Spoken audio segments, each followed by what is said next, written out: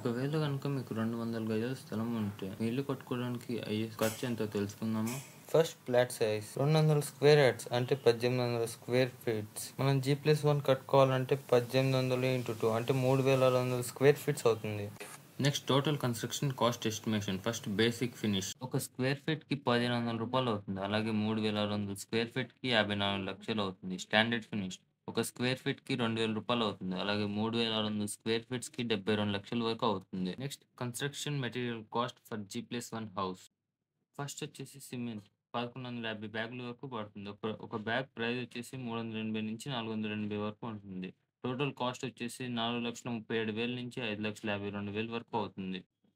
తర్వాత ఇసుక 45 టన్నుల వరకు పడుతుంది. ఒక టన్ను వచ్చేసి 2,500 అంటే 45 టన్నులకి రూ. 1,12,500 వరకు ఖర్చవుతుంది. తర్వాత కంకర 60 టన్నుల వరకు పడుతుంది. కాస్ట్ వచ్చేసి 1,05,600 వరకు అవుతుంది. తర్వాత స్టీల్‌కి అయ్యే ఖర్చు. స్టీల్ 8 టన్నులు పడుతుంది. ఒక కేజీ వచ్చేసి రూ. 76 వరకు పడుతుంది. టోటల్ కాస్ట్ వచ్చేసి రూ. 5,32,000 వరకు అవుతుంది. తర్వాత ఇటుకలు. ఒక ఇటుక వచ్చేసి రూ. 7-10 పడుతుంది. అలాగే 50,000 ఇటుకలు కావాలి. 50,000 ఇంటూ రూ. 10 5,00,000 వరకు ఖర్చవుతుంది ఇటుకలకి. నెక్స్ట్ ప్లంబింగ్‌కి, ఎలక్ట్రికల్ సామాన్‌కి 2.5 నుంచి 3.5 లాక్స్ వరకు ఖర్చవుతుంది.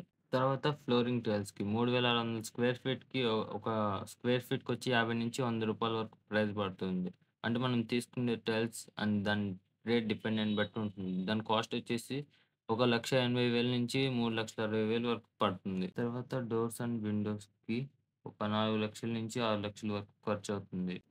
తర్వాత పెయింటింగ్ అండ్ ఫినిషింగ్‌కి 7,000 స్క్వేర్ ఫీట్ కవరేజ్ అవుతుంది.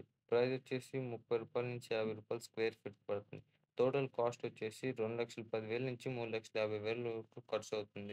టోటల్ మెటీరియల్ కాస్ట్ వచ్చేసి 70% అవుతుంది. తర్వాత లేబర్ చార్జెస్ వచ్చేసి 30% అవుతుంది.